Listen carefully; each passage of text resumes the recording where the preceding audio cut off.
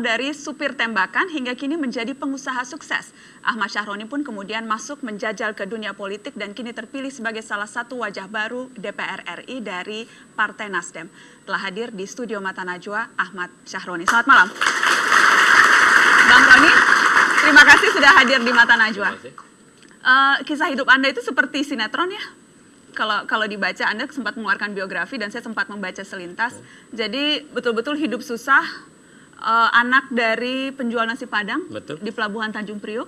Kemudian sekarang punya 3 perusahaan, bahkan jadi presiden Ferrari Owner Club Indonesia.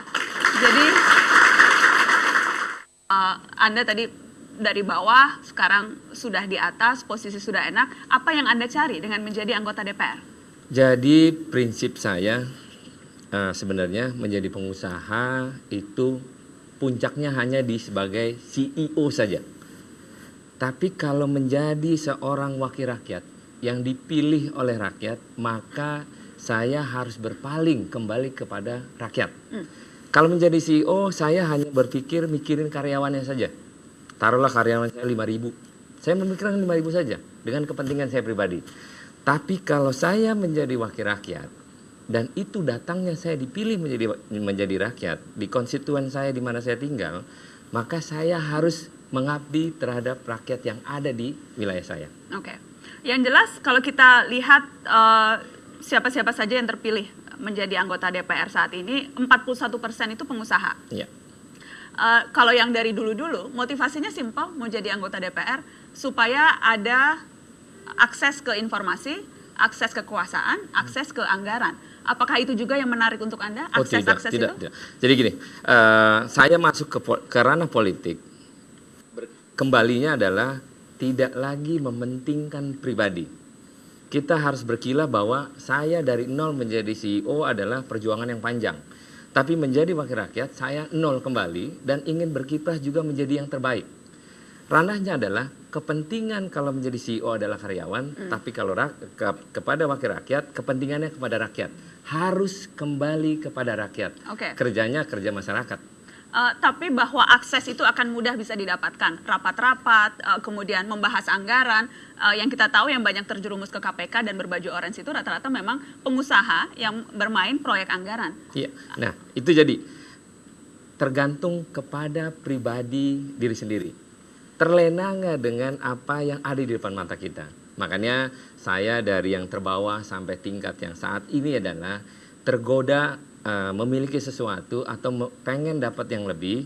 Mudah-mudahan, insya Allah mudah-mudahan saya dalam koridor yang dalam jalan yang benar. Dan tidak tergoda dan terlena apa yang ada di depan mata saya. Apa yang bisa membuat Anda, karena ini belum dilantik loh, dilantiknya masih bulan Oktober. Minimal. Jadi mudah saja sekarang berkata kepentingan rakyat tidak akan tergoda. Tapi apa yang bisa membuat Anda merasa memang peluang untuk itu kan memang akan sangat besar. Oke, konkretnya saja misalnya, dalam rapat-rapat, itu seringkali kemudian akan ada peluang, katakanlah perusahaan, Anda kan mendalami pengadaan BBM ya? Iya.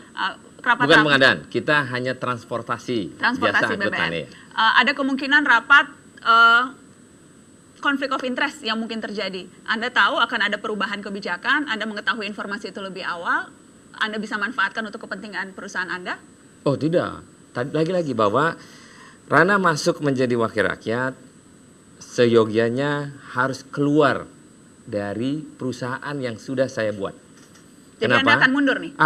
Akan mundur. Dan dalam saat ini sampai nanti dilantik, saya dalam proses mengundurkan, menjual saham saya agar tidak ada konflik interest atau konflik kepentingan saya pribadi.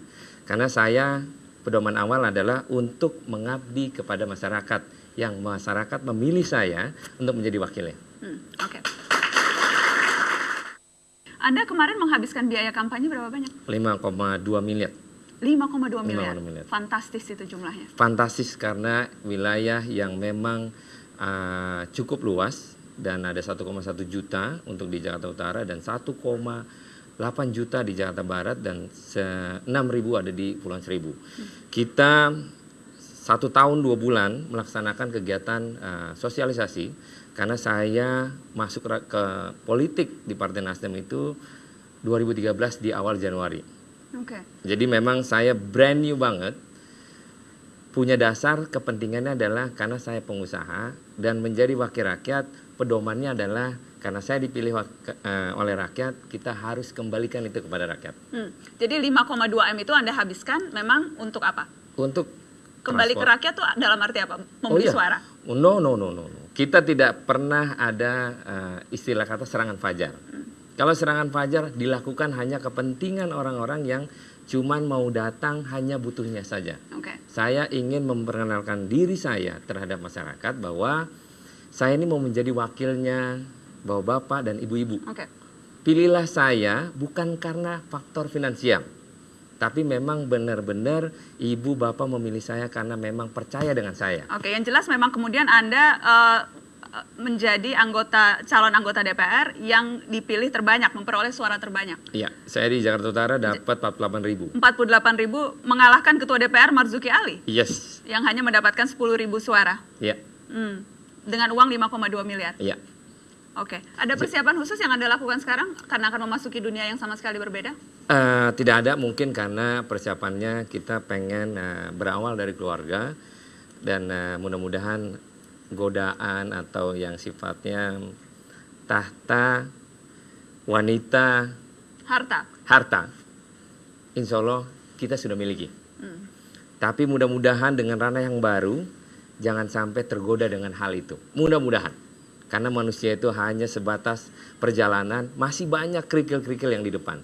Tapi mudah-mudahan teman dan saudara dan istri dan keluarga besar selalu mengingatkan saya agar tidak terjadi dengan kerikil-kerikil yang ada di depan nanti. Kita akan tunggu kiprah. Keberpihakan, turun ke bawah dan sebagainya itu sudah saya jalani hampir 20 tahun ya. Tidak sesuatu yang baru. Kulit saya menunjukkan bahwa saya bukan hidup di ruangan AC.